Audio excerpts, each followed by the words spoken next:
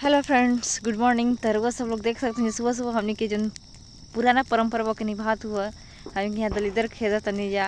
तो यहाँ दलिदर के हमके विसर्जन करतनी जा हम और हमार मम्मी, ये हमार माई है। तो फ्रेंड्स सुबह सुबह हमने के बैठ के बन जा दलिदर खेदे। देख सकतन जा गाँव के माहौल ऐसे कुछ रहेला, दिवाली के परंपरा निभात हुआ। तो फ्रेंड्स लोग रोवो कमेंट में बताएं जो कि रोवो लोग के यहाँ ऐसे कुछ परंपरा होला कि ना दिवाली के भोर में हमने यहाँ तो दलिदर खेदला के परंपरा होला। और यहाँ सब लोग गांव के बच्चा से बुजुर्ग बूढ़ा महिला सब जाला एंजॉय करला मॉर्निंग के टाइम में भोर में। तो यहाँ हमने के बम फोड़ा तनी जा दलिदर खेदा और बम ना फाटो ऐसा कभी हो सकता। तो फ्रेंड्स लोग दलिदर तो फूक लेनी जा।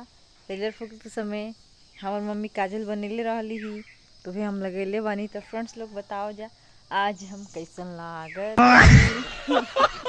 हाय गाइस, तो आप देख सकते हैं सुबह का बज रहा है 5 और ये सुबह के कुछ दृश्य है। अभी सूर्य देवता उदय नहीं भइल, बाकी आज तो है दिवाली और दिवाली के दिन भी होखी बहुत सारा काम। सफाई तो अभी कंप्लीट भइल ना हुई, कहीं से कि जब तक दिवाली ख़त्म ना तब तक सफाई ख़त्म ना। तो अभी खातिर बाय, फिर मिल जी दूसरे ब्लॉग में दूसरे वीडियो में। तब तक चल जाओ दिवाली की सफाई करे।